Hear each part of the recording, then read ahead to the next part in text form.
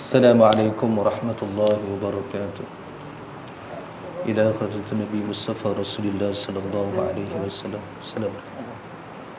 Wa ila arwahi abaihi minal anbiya'i wal mursalin. Wa ila arwahi azwajihi wa zurriyyatihi wa qarabatihi wa ashabihi wa tabi'i tabi'in lahum bi ihsanin ila yaumiddin.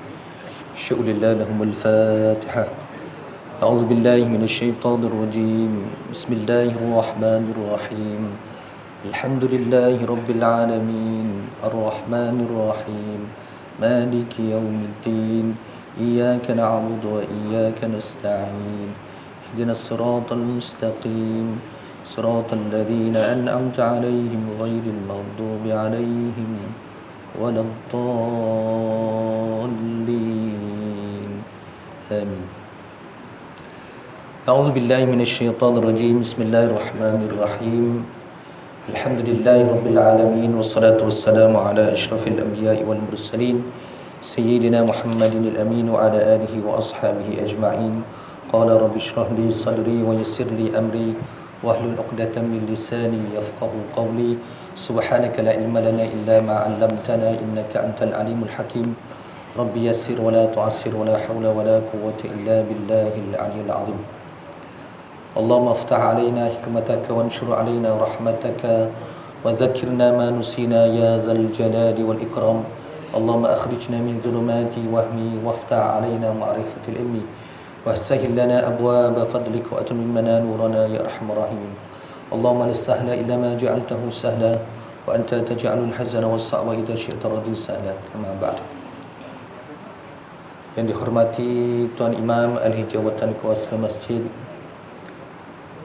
para ustaz, para ustazah, bapa-bapa, ibu-ibu, abang-abang, adik-adik yang dihormati sekalian. Alhamdulillah. Marilah sama-sama kita rafakkan rasa syukur kita kepada Allah Subhanahu Wa Taala. Dengan keizinan daripada Allah Subhanahu Wa Taala, kita diberikan kesempatan untuk bersama-sama dalam majlis ilmu pada malam ini. Marilah juga sama-sama kita lafazkan kalimah syukur alhamdulillah, kerana Allah berikan lagi kesempatan kepada kita untuk menghirup udaranya yang begitu nyaman, melihat pemandangan yang begitu indah, berada di atas muka buminya yang begitu luas, beriadah dan melakukan kehidupan kita seharian. Alhamdulillah, kita dah masuk ke bulan baru. Dah masuk bulan baru ni? Dah masuk bulan baru. Ramadan dah kita tinggalkan, Syawal pun kita dah tinggalkan. Ni sekarang musim orang cerita pasal haji. Kan? Saban hari kita akan mendengar daripada semalam, 2 hari lepas. Hari Ahad, hari Sabtu, hari Ahad, kemudian hari Isnin hari ini. Penerbangan demi penerbangan, sehari demi sehari kita mendengar. Kan sebilangan daripada rakan-rakan kita yang telah diberi peluang dan diberikan kesempatan serta dijemput oleh Allah SWT untuk menjadi tetamunya di tanah suci Mekah. Bagi mereka yang telah pun mengerjakan haji ataupun telah menunaikan umrah, saat ini mengimbau, begitu hebatnya, kan, begitu hebatnya perjalanan yang panjang, yang jauh. Allah temukan kita dengan insan-insan dari dunia lain. Kan, masa inilah kita jumpa orang yang tinggi, orang yang besar, orang yang warnanya berbeza dengan kita, tetapi mempunyai matlamat dan tujuan yang sama, iaitu sama-sama beribadah kepada Allah SWT. Bermula daripada 2-3 hari lepas hingga ke 28 hari bulan, insya-Allah. Kan, tempoh yang begitu panjang sebenarnya, panjang tak panjang lah, lebih kurang sebulan tuan-tuan dan puan. Umat Islam daripada seluruh dunia akan tertumpu ke bumi Makkah, Makkatul Mukarramah. Dan pada 28 hari bulan nanti, tuan-tuan dan puan-puan, saya nak ingatkan diri saya dan berpesan kepada semua, jangan lepaskan peluang kita untuk sama-sama berpuasa. Puasa apa tuan-tuan? Yaumul Arafah. Kan, 28 hari bulan. Itu kalau ikut timing Malaysia, kan, 28 hari bulan itu adalah Yaumul Arafah. 29 hari bulan takbir raya, kemudian kita pakat-pakat sembelih, kan, daripada 29, kemudian 30, 31 dan 1 hari bulan. Kan, 1 hari raya sehingga 3 hari tasyrik. untuk kita sama-sama berkorban. Jadi tuan-tuan dan puan, ada 2 pesanan penaja. Penaja nak pesan. Yang pertama, jangan lupa saum yaumul arafah. Kemudian yang kedua, jangan lupa tuan-tuan dan puan, bagi yang berkemampuan, sama-samalah untuk kita berkorban. Berkorban tuan-tuan dan puan, kan? Bukan nak korbankan diri sebagaimana yang berlaku pada zaman Nabi Ibrahim AS, tapi masa ini berkorbanlah harta benda yang kita mampu. Kan, itu antara benda-benda yang dituntut apabila kita mendekati bulan korban ini. Lepas ini pakat-pakat semua kan orang bercerita tentang harga lembu, harga kambing, kat mana nak korban, kat mana nak beli pisau, berapa bahagian nak, macam-macam cerita kita akan cerita tentang benda tu. Tak apa, yang itu pesanan pelajar tuan-tuan dan puan, jangan lupa. Saya takut saya terlupa tuan-tuan, sebab tu saya ingatkan diri saya sebenarnya. Nak ajak sama-sama kita bertekad dan berazam, tahun ni sekurang-kurangnya 1 bahagian. Tahun ni sekurang-kurangnya kan, Yaumul Arafah jangan tinggal tuan-tuan. Itu antara benda-benda yang penting untuk sama-sama kita tekad dalam diri kita laksanakan sebagai sebahagian daripada amal ibadah kita kepada Allah Subhanahu Wa Taala. Apa lagi yang kita nak korbankan? Jiwa raga, wallahu alam. Kan, mampu ke tak mampu nak buat. Kan, ada sedikit duit boleh kumpul-kumpul, insya-Allah kan. Ni pun duit gaji baru masuk. Sempat sekali gaji lagi tuan-tuan dan puan. Kalau yang pincin pun sempat sekali lagi dapat duit pincin. Kalau ikutkan sekarang ni di Malaysia plus minus, saya tak tahu lah dekat sini berapa tuan-tuan tapi saya rasa dah cecah dah RM800 satu bahagian. Betul 800 ke 800 setengah satu bahagian. Tak apa tuan-tuan dan puan, tak mampu 800, cari yang 1200. Macam tu pula, terbalik pula. Ustaz ni cerita macam mana pula? Tak ada, maksudnya kalau kita tak mampu buat yang 800, mungkin ada sahabat-sahabat kita yang buat korban di tempat lain, macam di luar negara. Mampu kita 400, carilah 400. Mampu 300 setengah, carilah 300 setengah tuan-tuan dan puan. Yang penting buat. Jangan tinggalkan. Kalau kita jenis yang beruang pula tuan-tuan dan puan, mungkin sempat lagi. Kan, tak sempat nak korban kat sini, ustaz saya nak korban kat Mekah. Boleh kirim dengan sahabat-sahabat kita yang nak pergi Mekah. Kirimlah dengan dia. Kan, boleh message kepada Ustaz Suhaimi. Ustaz, boleh tak ustaz satu bahagian lagi ustaz? Manalah tahu ada bahagian kan. Wallahu alam. Ini panjang pula cerita pasal tu tuan-tuan. Okey. InsyaAllah tuan-tuan dan puan, kita masih lagi berbicara dan kita berbincang berkenaan dengan kitab yang berada di tangan kita, iaitu kitab Fiqhul Manhaji jilid yang pertama. Kitab yang diterjemahkan, diketuai oleh Sahibus Samahah, Datuk Dr. Zulkifli Muhammad Al-Bakri. Kitab ini adalah kitab yang diterbitkan oleh JAKIM, Jabatan Kemajuan Islam Malaysia. Kita masih lagi berbicara pada bab yang permulaan, iaitu masih lagi dalam bab mukadimah. Tak habis lagi mukadimah ni. Panjang ni ustaz mukadimah. Panjang. Nak dapatkan dia punya cerita tu, sebelum sampai cerita, panjang lagi cerita sebelum tu. So kita nak sampai, kita masih lagi berbicara tentang mukadimah. InsyaAllah pada malam ini saya nak kongsikan kepada tuan-tuan dan puan berkenaan dengan sejarah kitab Fiqhul Manhaji. Nak tahu sejarah pula kan, kenapa pula dinamakan kitab Fiqhul Manhaji. Qala al-musannif rahimahullah wa nafa'ana bi ulumihi fi darain amin. Kitab ini dinamakan dengan kitab Al-Fiqhul Manhaji alal madhab al-Imam Asy-Syafi'i, yang bermaksud fiqh yang mempunyai sistem atau manhaj mengikut acuan mazhab Imam Syafi'i. Sesuai sangatlah kita baca kitab ini. Kenapa? Kita di Malaysia dan di kawasan Nusantara ini bermazhab Syafi'i. So nak cari kitab mana lagi? Carilah kitab Imam Syafi'i. So daripada situlah kita tahu apa yang telah pun disusunkan oleh imam mazhab kita. Kan, yang kita pegang, yang sama-sama kita pegang sejak sekian lama. Kan, sejak daripada arwah tok nenek kita dulu. So sekarang ni kita nak sama-sama baca.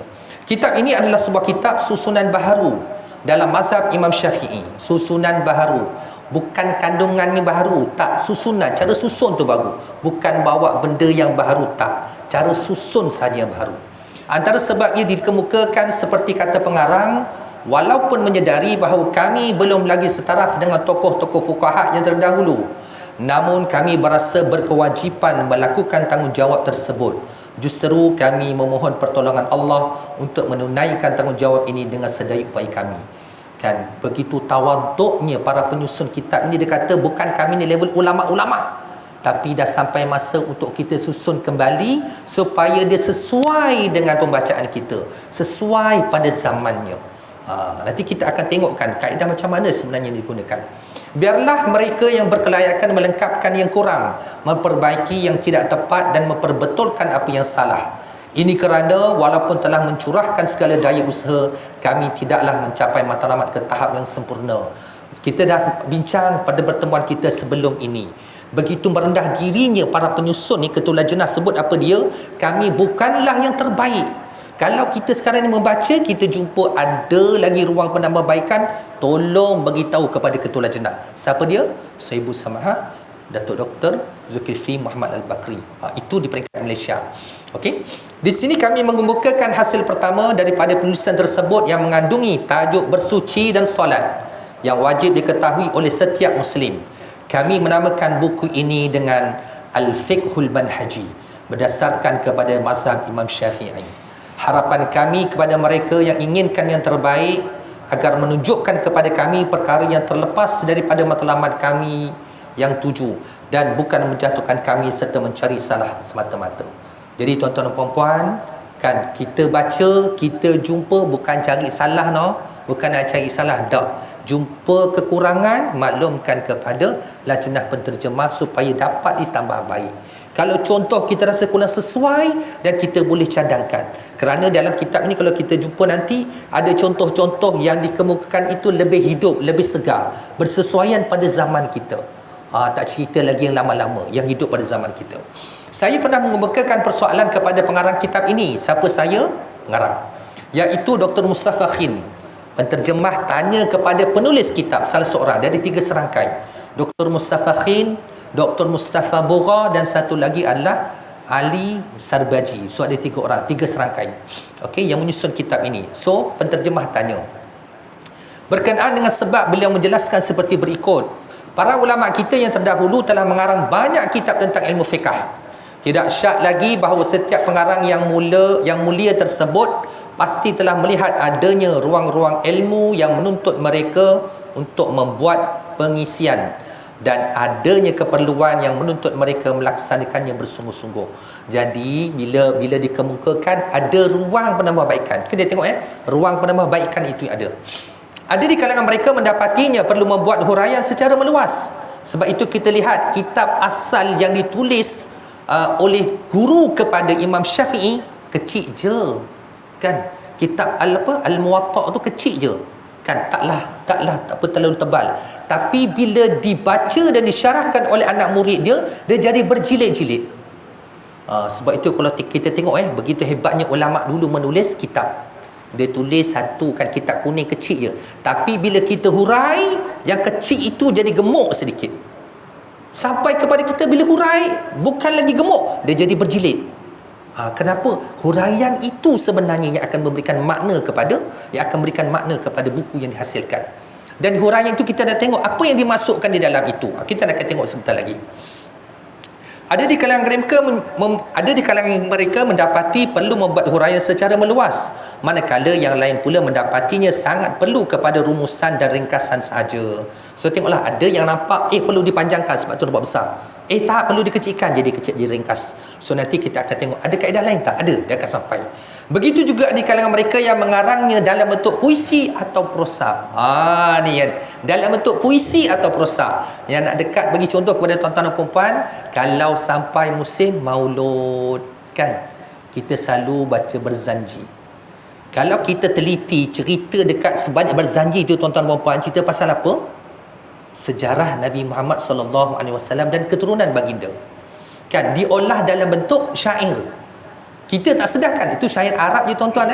Kita mau baca abtadiul imla bismillatil aliyah mustadirran faydal barakati ala ma ana lahu wa aula. Macam tu. Tak ingat dah, kita dua je. Diorang kat ingat, yang lain tak ingat tuan-tuan.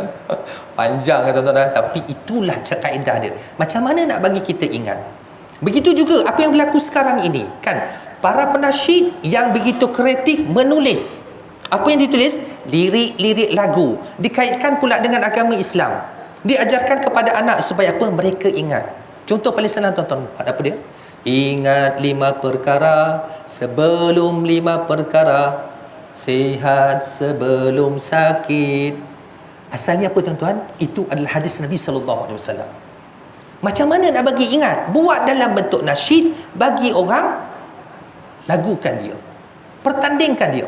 Kemudian kita pun ingat, kita pun ulang. Rupanya bila kita baca kitab, jumpa dia adalah hadis Nabi SAW. Ada lagi banyak lagi tuan-tuan. Contohnya begitu banyak sebenarnya kalau kita jumpa. Kan banyak sangat. So itu yang paling menarik. Seterusnya ada yang mengkaji masalah-masalah yang penting serta bahagian-bahagian yang berkaitan dengannya.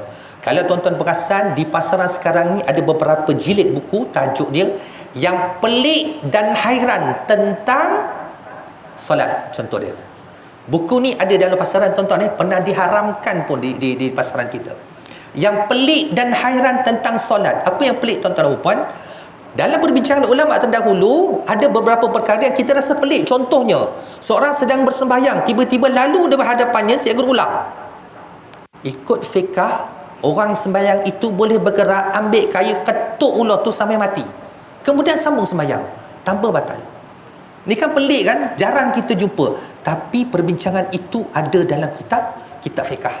Kena cari tuan-tuan dan puan. Untuk buku apa yang pelik dan hairan tentang solat ni, tuan-tuan boleh tengok karangan susunan daripada Dr. Khairul Nizam, UIA. Tuan-tuan boleh cari, memang ada buku tu. Apa lagi? Apa yang pelik dan hairan tentang haid, contoh dia. Boleh cari tuan-tuan dan puan. Bagaimana ulama kontemporari zaman kita ini mengarang, menyusun benda-benda pelik tentang haid saja. Tentang apa? Tentang kekeluargaan sahaja. Tentang apa? Nikah kahwin sahaja. Dikumpul dalam satu buku, kemudian diterbitkan. Kan? Jangan pula kita boleh baca, kita kata, ini mazhab baru. Bukan mazhab baru tuan-tuan dan puan.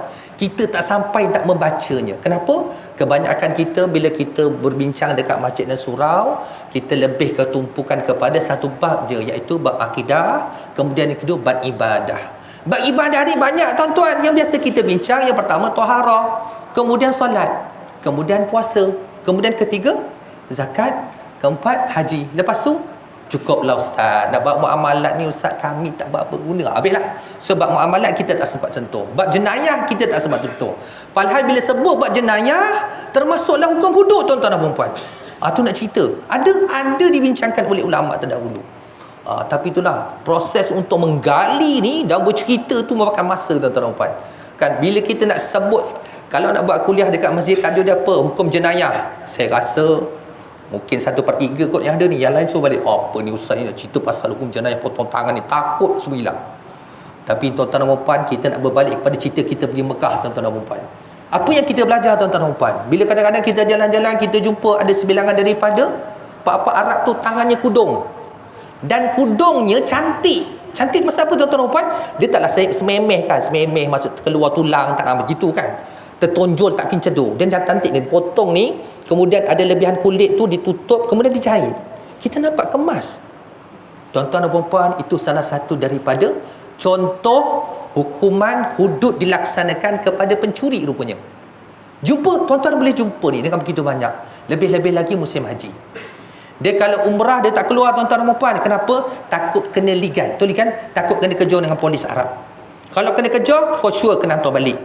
Tapi kalau musim haji terlalu ramainya umat, bayangkan tuan-tuan waktu peak, waktu kemuncaknya cecah sampai 2.5 juta orang.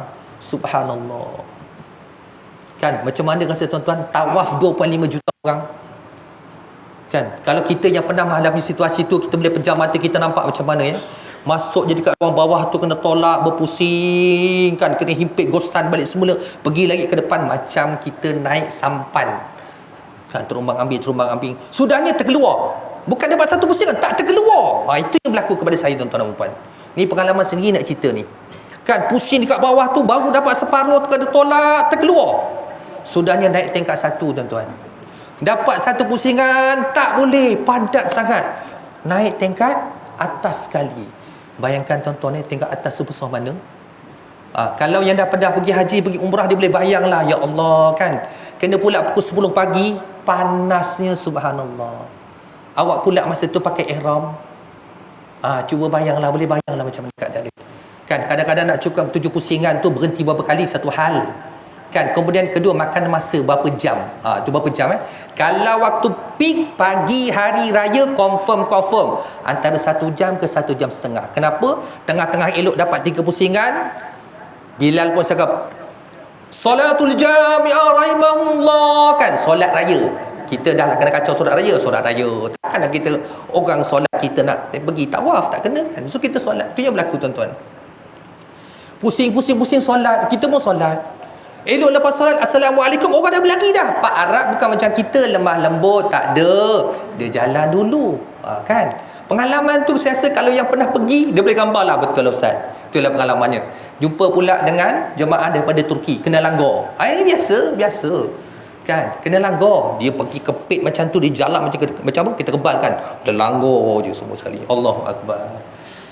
Kan? Itulah pengalaman yang ditimba. Dan itulah pengalaman menarik untuk kita kongsikan dengan sahabat-sahabat kita yang nak pergi haji. Ingat esok kalau pergi haji, jangan fikir pasal selipar je. Kan, tawaf bawa selipar tuan-tuan, berlaku kan, banyak cerita kan. Tawaf bawa selipar, ingat pintu mana, siap catat lagi pintu mana masuk pintu. Tak jumpa pintu tuan-tuan. Confirm kalau orang ramai tak jumpa pintu. Kenapa? Kita pun lupa. Tadi pintu mana? Rasa macam sama je. Memang. Kan, saya rasa lebih daripada 10 kali saya pergi pun, kalau cari pintu tu kadang-kadang tak jumpa. Lupa tuan-tuan, boleh lupa. Tuan-tuan sedar tak, dekat Masjidil Haram tu dia ada tingkat bawah tanah berekon. Tempat tu paling syok sekali. Kami kalau rasa kepanasan, memang bawah tanah lah tempatnya. Kan? Kemudian kalau rasa-rasa terbatal, nak wuduk kat mana tuan-tuan? Dia ada tips kat mana nak wuduk tuan-tuan? Cari kat mana terletaknya tong air zam-zam. Betul? Itu trik dia. Kalau dulu sempat tuan-tuan masa pintu telaga zam-zam dibuka, kat bawah itulah tempat jemaah lagi mandi. Bukan wuduk, mandi. Nak cerita mandi, mandi. Sampai tahap macam tu. Kenapa? Sayang nak tinggalkan haram. Kan? Bila keluar nak masuk balik semula, payah. Betul tak? Itu yang berlaku. Jadi duduk bawah tu daripada lepas subuh sampai lepas isyak. Makan macam mana? Ikutlah kan siapa yang bawa. Yang confirmnya air zam-zam tetap ada. So minum air zam-zam. Itu yang berlaku tuan-tuan. Allahu Akbar. Seronok kau cerita pasal tu. Dia kalau musim-musim macam ni, kita macam tu terbayang lah zaman muda-muda dulu. Kalau saya zaman kanak-kanak dululah kan. Kalau tuan-tuan zaman muda-muda, kan, seronoknya lah pergi kan. Ya Allah, bila lah nak pergi lagi, ya Allah. Kan, rindu rasa nak pergi. Itu tak? Yang belum pergi kena ada keazaman untuk pergi. Ni nak pergi semangat ni, kena ada keazaman. Kalau tak dapat package yang tabung haji bagi, ambil je package luar. Tak apa tuan-tuan, setakat RM60,000. Alah, apa sangat tuan-tuan RM60,000 Ustaz. Allahu Akbar. Tepuk dada tuan-tuan. Begitu juga. Okey, di samping itu ada juga pengarang yang membataskan kajiannya kepada masalah-masalah yang penting sahaja tanpa mengemukakan bahagian-bahagian tersebut. Mereka mengarang kitab masing-masing dengan tujuan mengisi kekosongan yang perlu dipenuhi dan mengatasi kekurangan di dalam perpustakaan Islam. Semoga Allah Subhanahu Wa Taala meridai usaha mereka yang dilakukan dan mencatatkannya sebagai sedekah jariah dan ilmu yang bermanfaat yang tidak habis-habis pahalanya sehingga hari kiamat. Jadi kebanyakan ulama ini bila dia susun, ada matlamat yang diletakkan. Sebagaimana saya kongsikan kepada tuan-tuan dan puan-puan, kenapa Imam An-Nawawi, kan, kita baca kitab hadis 40 Imam Nawawi. Ingat tak hadis pertama tu apa bunyi dia? Kan, masuk je hijrah mesti sebut hadis tu dulu. Kenapa? Innamal a'malu binniyat wa innamal likulli imri'in ma nawa, kan, ayat tu. Kalau kita baca, sebab itu kena baca muqaddimah. Kalau kita baca muqaddimah, Imam Nawawi sebut dalam muqaddimah dia kenapa dia letak hadis itu dalam turutan yang pertama. Ni kita nak tahu tuan-tuan. Sebab itu kena baca muqaddimah. Kan, kalau kita tengok cerita susunan hadis 40 ni bukan Imam Nawawi saja buat. Imam lain pun buat juga. Kenapa? Kerana mereka nak berpegang kepada hadis Nabi SAW. Kata Nabi, barang siapa yang mengumpulkan 40 hadis dalam bidang agamanya ataupun dalam untuk keperluan dunia dan agamanya, nescaya baginya adalah pahala yang besar di sisi Allah SWT. Jadi Nawawi buat sendiri, dia kumpulkan ikut susunan dia. Kan, Hambali ada sendiri ikut susunan dia, dan imam-imam lain pun ada sendiri. Tapi yang paling masyhur, paling glamour adalah Arba'in Nawawi, 40 hadis karangan Imam, susunan Imam Nawawi. Sebenarnya bukan 40 kalau kita kira jumlah hadisnya adalah 42. Kenapa diletakkan pada kedudukan yang pertama? Dia kata dia nak trigger kepada para pembaca supaya memperbetulkan niat sebelum memulakan pembacaan kitab dia. Itu matlamat dia. Sebab itu tuan-tuan ni kena baca mukadimah ni supaya kita tahu apa cerita yang ada dalam tu. Menariknya buku ini menjadi kejutan kepada pecinta mazhab Syafi'i kerana wujudnya pelbagai pembaharuan dan tajdid dalam penulisan mazhab Syafi'i. Apa tajdid, apa pembaharuan yang dibuat? Okey, yang pertama, penerangan yang ringkas, jelas dan padat dalam fiqh mazhab Syafi'i. Penerangan yang ringkas. Yang kedua, kitab ini menggabungkan pernyataan fiqh dengan dalil-dalil nakli dan akli. So yang kedua cerita pasal dalil. So kita baca-baca kitab nak cari dalil macam mana, buku rujuk buku ni. Satu pernyataan, kemudian ada penghujahan daripada Al-Quran, ada penghujahan dari sudut akal. Yang itu kita nak tengok. Yang ketiga, manhaj dan sistem buku ini dari segi metodologinya adalah sama pada setiap bab dan kitab. So kalau kita dapat baca bab pertama, yang kedua, ketiga dia follow je sama. Ada masalah, kemudian ada dalil, ada hujahan daripada Al-Quran dan ada pembuktian daripada hadis ataupun dari ijma' ulama. So kita dapat begitu. Yang keempat, hadis yang dikemukakan dinyatakan nombor hadis bagi bagi hadis tertentu dan turut disertakan takhrijnya. Yang ketiga, cerita pasal kedudukan hadis. Kan kita sekarang ni bila cerita orang kata hadis dhaif, hadis dhaif ni hadis yang lemah. Kalau nak digunakan sebagai penghujahan, dia tidak berapa kuat. Begitu juga hadis yang diriwayatkan oleh seorang perawi. Maksudnya yang menceritakan, yang membawa hadis itu hanya seorang. Kan hanya seorang pelapor kepada seorang yang lain. Itu dia makan hadis ahad.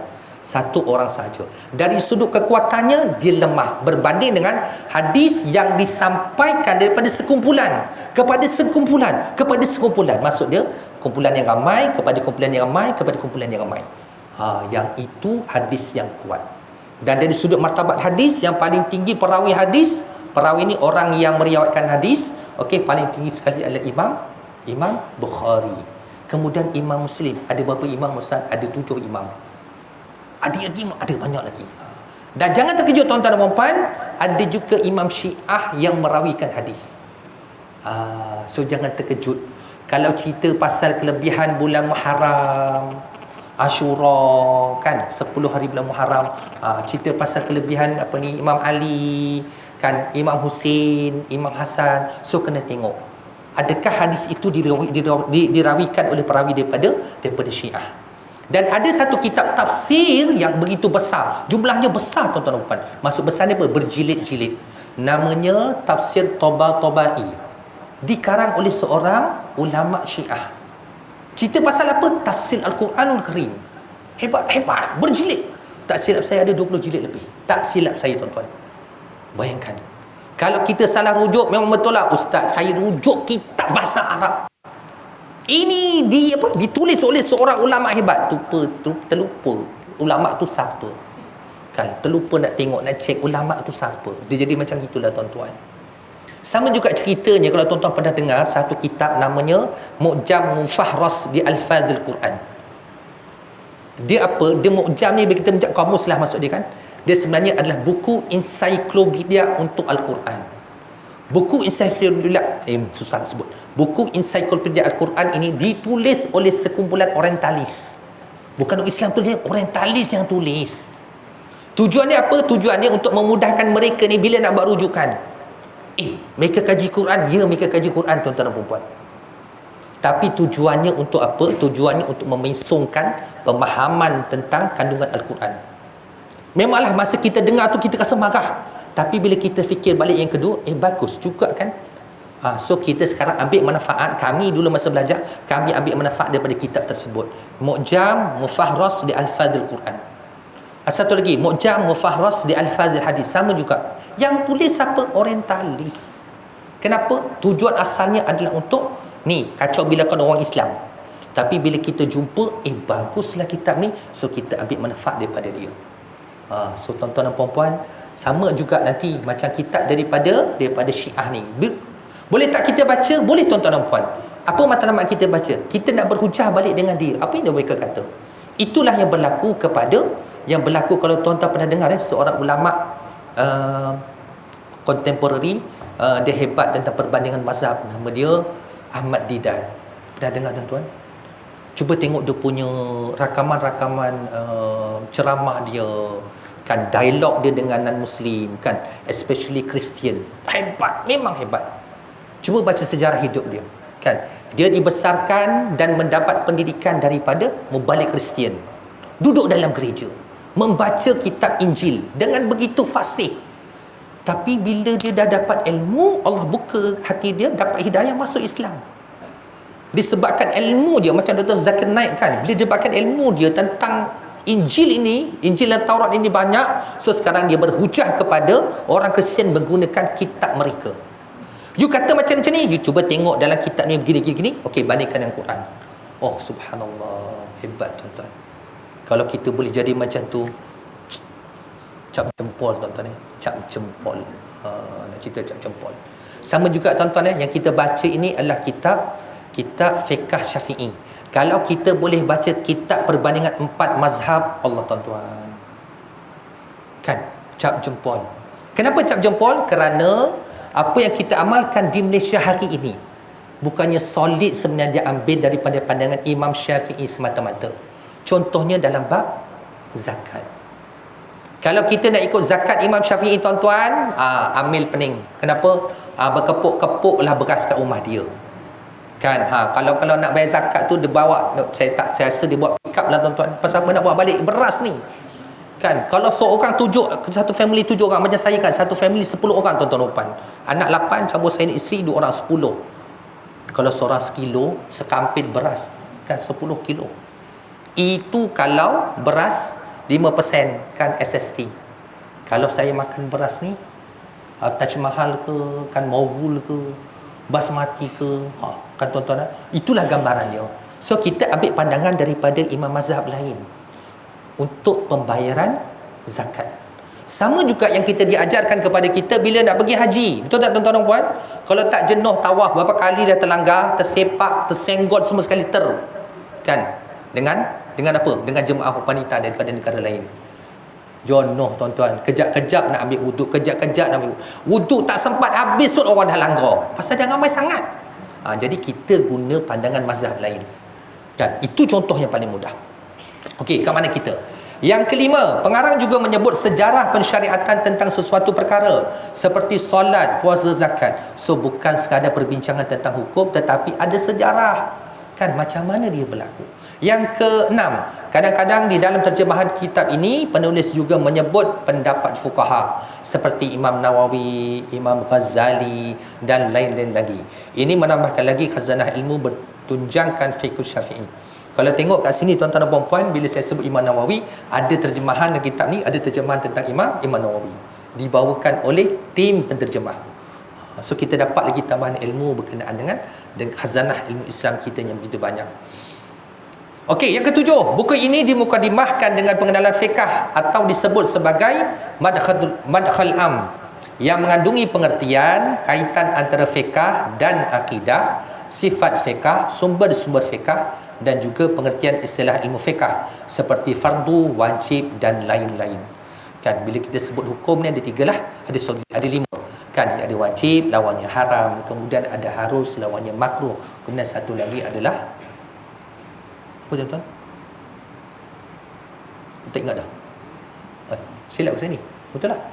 Kita ada wajib, kita ada wajib, kita ada haram, kita ada makruh, kita ada sunat, kita ada harus. Ya, alhamdulillah. Sampai lupa dah. Terima kasih untuk Ilan. Ada satu lagi tu tak ada. Yang menariknya, al-aslu fil asya', kalau kita buka dalam ni, dalam kaedah fiqh, kan, ada 99 kaedah fiqh disebut al-aslu fil asya' al-mubah. Asal hukum sesuatu benda adalah mubah, harus tuan-tuan. Ya, asal hukum sesuatu adalah harus. Jadi kalau asal sesuatu adalah harus, kemudian kena tengok hatta yadullu dalil ala tahrimi, sehingga ada dalil yang membawa kepada hukum haram ataupun halal atau sebagainya.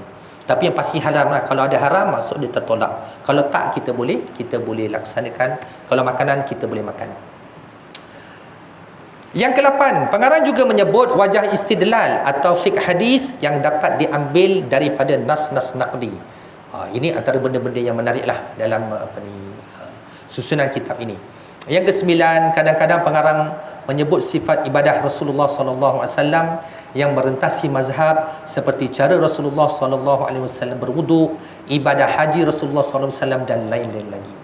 Yang ke-9.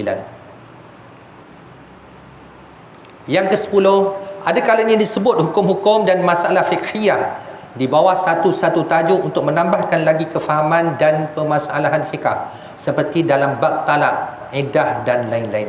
Kan dalam bab talak ni kalau kita tengok banyak lagi cerita dalam tu. Ada talak raj'i, ada talak ba'in. Talak raj'i ni maksud dia boleh rujuk. Ba'in ni dah tak boleh rujuk.